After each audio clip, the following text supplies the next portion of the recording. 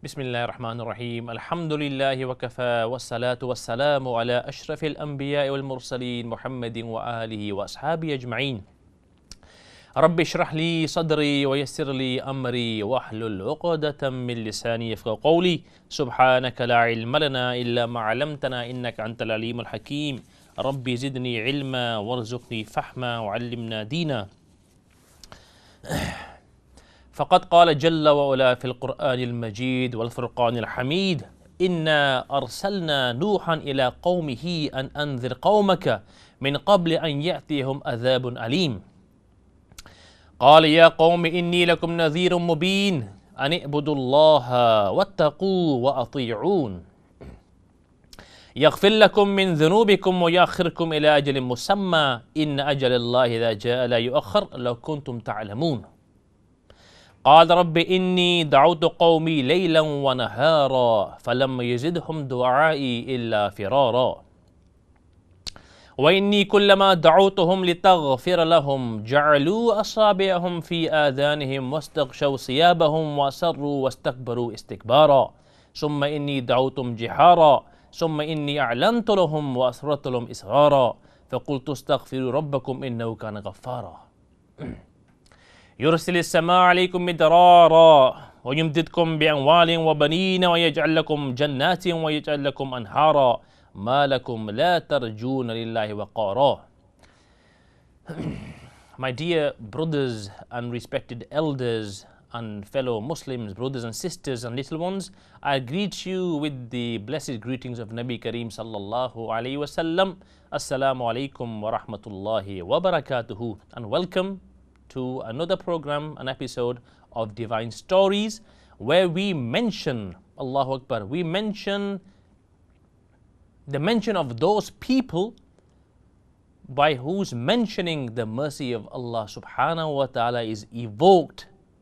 The prophets of Allah subhanahu wa ta'ala, the best people in humanity who Allah chose to convey Allah's message to the people. The messengers, the likes of Allahu Akbar, Adam ala nabiyyina wa alayhi salatu wassalam, the likes of Sheeth alayhi salam, the likes of Idris and the likes of Nuh alayhi salam, the likes of Ibrahim and Sayyidina Musa and Isa and Harun and Musa and Sayyidina Dawood and Sulaiman alayhi salatu wassalam, and the likes of none other than Nabi Kareem sallallahu alayhi wasallam. Divine Stories, here to inspire you and to bring you with to familiarity with the prophets who Allah loved, and to familiarize you with their traits and their characteristics, and above all, their patience. Allahu Akbar, their patience. The ayat I've just read to you is in Surah Nuh, where Allah mentions that Inna arsalna Nuhan ila qawmihi, that verily we sent Nuh alayhi salam to his qawm, to his people, and anzir qawmak, that here Nuh alayhi salam is being ordained as a prophet. Allah is saying to him, and anzir qawmak, give warning to your nation, min qabli an ya'tiyum adhabun alim, prior to the occurrence of a severe torment. Tell them to worship Allah subhanahu wa ta'ala sincerely. Okay, last time we mentioned that Idris ala nabiyyina alayhi salatu wasalam waged, battle against corruption. At the time of Idris alayhi salam, people were doing big sins. And before Idris alayhi salam, if you remember, it was the time of Sheeth, and Qabil had left with his people and moved away, and Shaitan had come to them and told them, and by trickery, as he always does, by insidious means, he had taught the people of Qabil how to commit sin. He engaged in music, and adultery was first began at that point. So Adam alayhi salam had passed away, his son Sheeth alayhi salam was the prophet. At that time, at the time of Sheeth, Qabil and his children had moved away, and they had started doing these sins. Now what happened was the people of Sheeth, some of them went there, they saw this, and they also became enticed, they came back, and more people went. So anyway, Sheeth alayhi salam passed away at this juncture where the sins were being committed, music and adultery. After Sheeth, what happened was there was this gap of, I won't call them prophets, but people who tried to warn the nation. So after Sheeth, it was his son Idris. Not the 7th generation Idris, but the son of Sheeth on the 3rd generation. After Sheeth, it was his son called Kin'an. After Kin'an, it was his son called Mahlaleel. After Mahlaleel, in the 6th generation, it was called Yarid. Mahlaleel's son Yarid. After Yarid, it was Idris alayhi salam, who was the prophet. So he was really the 3rd prophet after Sheeth alayhi salam and after Adam alayhi salam. And he waged war against these evil people who did corruption. And he was the first to wage a war. And he, mashallah, vanquished a lot of the enemies. But sin was still there. And after him, the sin crept in. More sins were creeping in. The next prophet who was going to be ordained was Hazrat Nuh alayhi salam. Nuh alayhi salam was an amazing prophet, as were all prophets. And I mentioned last time that Allah Ta'ala says, تِلْكَ الرُّسُلُ فَضَّلْنَا بَعْضَهُمْ عَلَى بَعْضٍ مِنْهُمْ مَنْ كَلَّمَ اللَّهُ وَرَفَى بَعْضُهُمْ دَرَجَاتٍ. Allah Ta'ala says that these prophets, فَضَّلْنَا بَعْضُهُمْ عَلَى بَعْضٍ, that we have given superiority to some of the prophets over the others. For us, all the prophets are amazing and fantastic and sinless, and they conveyed Allah's message. But between the prophets, there's superiority. Some are more higher, some are more low. And I mentioned again, that there were 5 who Allah says, ulul azmi min ar-rusul. That these 5 were, amazing. They persevered and they endured for Allah like none other. Which 5? The ayat mentions. I just want to explain to you what a hasti, to use the Urdu word, what a status belonged to Nuh alayhi salam. 950 years he called the people. 950 years. Yeah? In front of him, generations lived and passed and died. And yet Allah, as a special miracle for him, gave him life for 950. Anyway, the ayat which shows the status of Nuh and the fact that he was ulul azmi min ar-rusul, one of the great prophets, is Allah Ta'ala says, وَإِذْ أَخَذْنَا مِنَ النَّبِيِّينَ مِيثَاقَهُمْ وَمِنْكَ وَمِنْ نُوحٍ وَإِبْرَاهِيمَ وَمُوسَى وَعِيسَى ibn Maryam وَأَخَذْنَا مِنْهُمْ مِيثَاقًا غَلِيظًا. That when Allah Ta'ala says, when we took the great covenant from the prophets and from you, O Muhammad sallallahu alayhi wasallam, and from Nuh alayhi salam, and from Ibrahim alayhi salam, and from Musa alayhi salam, and from Isa alayhi salam. Yeah? From here we know that Nuh alayhi salam was one of the great prophets. Now, Nuh alayhi salam was commissioned as a prophet on the 7th, after the 7th generation, after Idris alayhi salam, who was on the 7th. Now, there's a hadith of Rasulullah sallallahu alayhi wasallam which says that بين آدم ونوح عشرة قرون كلها على التوحيد. أو كما قال النبي صلى الله عليه وسلم, that between Adam alayhi salam and between Hazrat Nuh alayhi salam, 10 generations were on Tawheed, i.e. there was no shirk taking place. They were only worshipping Allah. They might have been doing sins, and in fact they were doing sins, but they were not doing shirk with Allah subhanahu wa ta'ala. The never forgiven sin called shirk. Shirk means worshipping others than Allah. And regarding shirk, Allah Ta'ala says, إِنَّ اللَّهَ لَا يَغْفِرُ أَن يُشْرَكَ بِهِ وَيَغْفِرُ مَا دُونَ ذَلِكَ لِمَنْ يَشَاءُ. Allah will never ever forgive ascribing partners to Allah, but He will forgive from whom He chooses any of the sin, if He desires. So this 10 generations or 1,000 years between Adam alayhi salam and to an extent towards Nuh alayhi salam, they were free from shirk. But then Shaitan, this insidious evil being whose sole operation is to create fitna, strife, corruption, make life of human beings harder, cause them, make them do disobedience and cause them to do sin and cause them to oppress themselves. Because by doing sins, you're not taking anything away from Allah. You are destroying and you are hurting yourself. And by doing good actions, you are benefiting yourself. And Shaitan knows this. So he tries his best to make people commit sins. So first of all, they cause strife upon themselves. They hurt themselves, and this hurts nothing but themselves. And in the long run, it causes them to disobey Allah. And the final objective of Shaitan, what is it? The final objective of Shaitan is that a person commits shirk. And if he can't do it in this life, he will wait for you at the time of your death, and he will try his best to make you die as a disbeliever. And if he does so, he's, won the entire war. And shaitan is happy to lose a few battles here and there to win the bigger war. And the bigger war is to weaken a Muslim so much so that at the time of death, he falls for the guile of shaitan, the guile of shaitan, the insidiousness and the trickery and the deceit of shaitan, as he tricked our father Adam alayhi salam in Jannah into eating from the forbidden tree and gaining Allah's displeasure. So, shaitan came to Nuh alayhi salam. He came at that time. And what he tried to do at this time was to make people, in fact, before Nuh Islam, when shaitan came, people were committing normal sins. And he taught them how to commit these sins. Shaitan did, as he was the person who showed them how to play music. So, after Idris Islam had passed away, people were committing sins. But for 10 generations, from Adam to the 10th generation, there was no shirk. They were just normal sins. How did shirk come about? Let me tell you. Shirk came about after Idris Islam. There were 5 pious people. Quran Sharif mentions Wad, Su'a, Yaghus, Ya'uq, and Nasr. These 5 were pious people after Idris Islam, from the 7th generation onwards. They were pious people, whether they were there collectively, whether they came in their own generations, but they were before Nuh alayhi salam and they were after Idris Islam. Okay. Now these guys were very pious. They called, as I mentioned, they weren't prophets. I mean, only prophets were Adam alayhi salam, Sheeth alayhi salam, and the 7th generation Idris. In between, as I mentioned, after Adam it was Sheeth, after Sheeth it was son Kenan. Kenan wasn't a prophet. Kenan's son, Idris. As Sheeth's son Idris wasn't a prophet.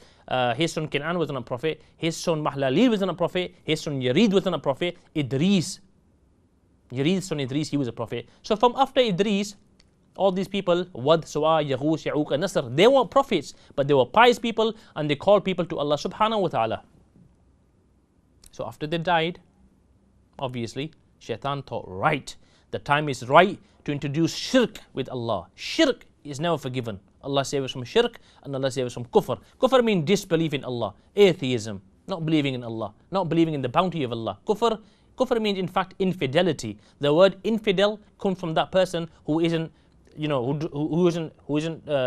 fidel, meaning that he doesn't, he's not loyal. So infidelity, kufr, means not loyal to Allah. Allah gives you everything and you say thank you very much and I don't believe in Allah. That's kufr, that's infidelity, and that's the word for where the word infidel comes from. Acha. So shaitan thought this is a good time to now introduce shirk. And how did he do it? Shaitan had a lot of time to play with. Allah Ta'ala gave him this power. So he's got time. And he's got the power to come inside human beings, in their blood, and whisper things to them. Schizophrenia, bipolar, manic depression. Patients say, we hear voices. Do this, do this, do this. Where are the voices coming from? Shaitan. And the devils, the jinns, they've got the power to go inside. Allah has given them the power to test us. So shaitan said, this is a good time, let me introduce shirk. So after these 5 people passed away, he came to the people and said to them that, look, wouldn't it be nice if you remembered these 5 pious people, because you obviously have a lot of respect for them, and he always would come as one of them, one of these people. And he came in the time of Nabi Kareem sallallahu alaihi wasallam, when the Quraysh were having a meeting as to what to do with Rasulullah. He came as an old man. So this is his guise, this is his ploy. He comes as one of the normal people, as a wise man, as a young man. He'll come and he will put his sting in, his poison in, inject it and move away. He always does this. When anybody does any sin, this is what happens. They get angry, they lose their temper, shaitan whispers to them, they say things, they do things, and then afterwards, like the son of Adam, فَكَانَ مِنَ النَّادِمِينَ, they regret, they have remorse, but what's done is done, damage be done. So shaitan came and said to the people that, why don't you make some, pictures of these people, statues even, and put them in your, these holy places. And when you see these people, you'll remember to do good. And this is what the people did. They said, what a good idea. What a good idea. We don't want these people's memories to go. They were saints. They were pious people. They inspired us to do good actions. So why don't we do this? So we don't forget these people. So they made, shaitan told them how to make these portraits, these statues even. And they put them in their houses and they put them in their places of worship. This is why you'll see in churches pictures of, you see pictures of Isa alayhi salam, pictures of Hazrat Maryam alayhi salam, and various other pictures. Yeah. So they made these and they put them in the churches.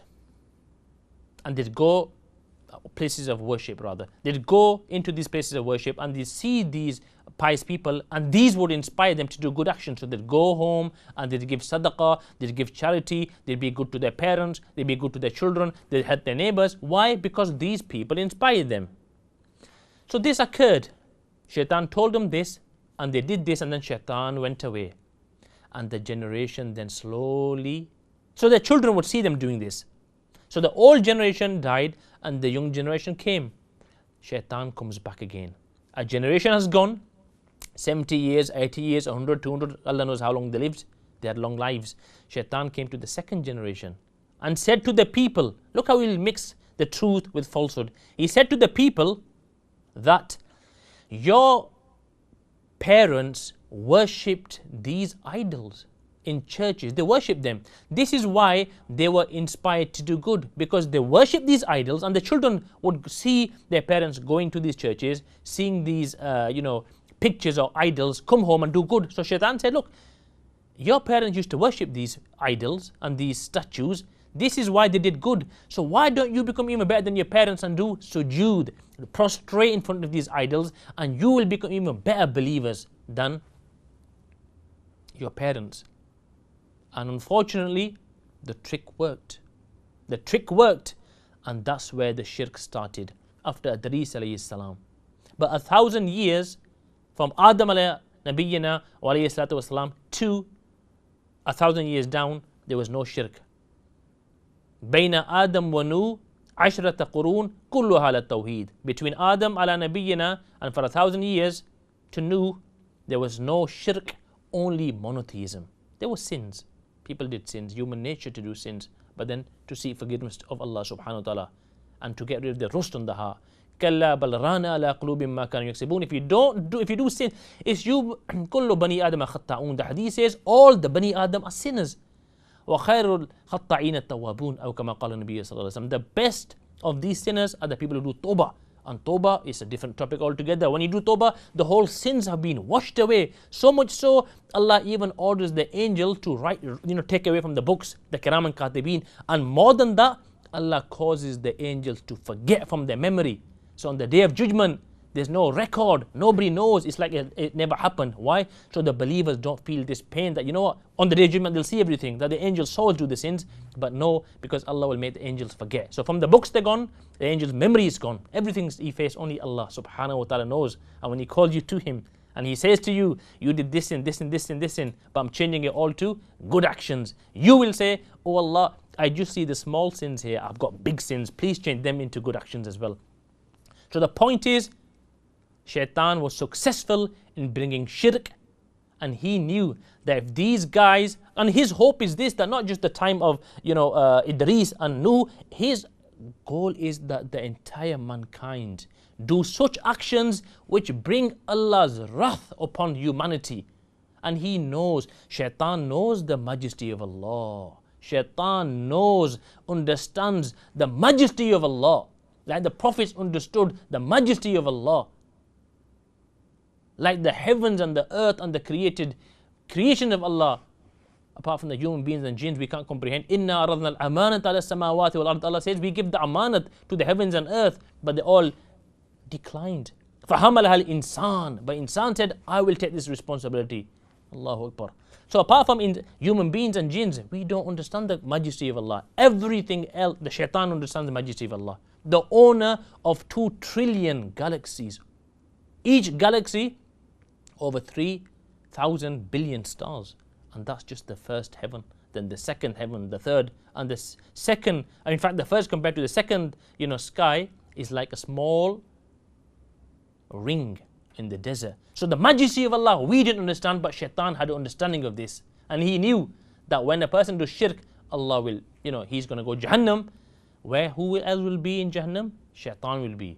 Hawiya, Jahim, Saqar, Nati, Hatama, Sa'a, Jahannam. 7 ranks of Jahannam, each with designated people inside. Shaitan will be there. He'll be in the 4th. He wants you to be there with him as well. And he knows that if you commit shirk, or you weaken yourself with sins, and you don't do tawbah to Allah subhanahu wa ta'ala, then at the time of death, there's a big chance that you'll die in shirk. So he introduced shirk, and people started doing shirk. And then Allah sent Nuh ala nabiyyina wa alayhi salatu wasalam to the people. Now, Nuh alayhi salam was the first prophet who was sent to the entire globe. Before this, Adam alayhi salam to his family, his son Sheeth to his family, and then the son of Yarid, Idris, on the 7th generation to his family. Nuh alayhi salam was sent globally to people that call people to Allah. This was the first prophet sent to pagans, people who worship idols, mushrikeen. So Allah Ta'ala said, the ayat I read to you. In fact, before that, Nuh alayhi salam was age 40 when Allah commissioned him as a prophet. Age of 40. 40 is a special age. I'm 40 years old.